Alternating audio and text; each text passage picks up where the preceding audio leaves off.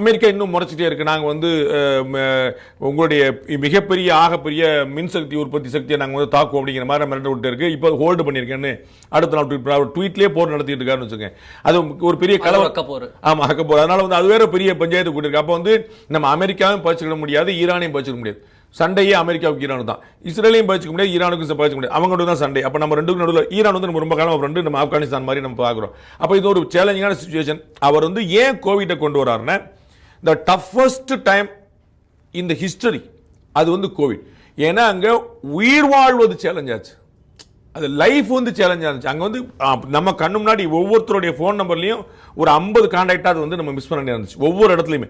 அப்படிப்பட்ட துயரங்களே சமாளிச்சு வந்துட்டோம். நம்ம இப்போ வண்டி ஓட்டிட்டு இருக்கிறோம். அப்போ இதை வந்து ஒரு பிரச்சனை, இது வந்து ஒரு கிரைசிஸ் தான். அது வந்து சர்வைவலுக்கே சேலஞ்ச் பண்ணுச்சு. வாழ முடியுமாங்கிற கேள்வி வந்தது.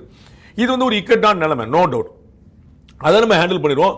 ட்ரஸ்ட் த கவர்மெண்ட், அதுதான் பாஸ் பண்ண வேண்டிய மெசேஜ். நீங்கள் வந்து பேனிக் பையிங் எங்கே வந்தாலும், அது டொமஸ்டிக்கில் வந்தாலும் கமர்ஷியலில் வந்தாலும் இண்டிவிஜுவல்ஸ் வந்தாலும் எங்கே வந்தாலும் பேனிக் பையிங் பயங்கரமாக ப்ராப்ளம்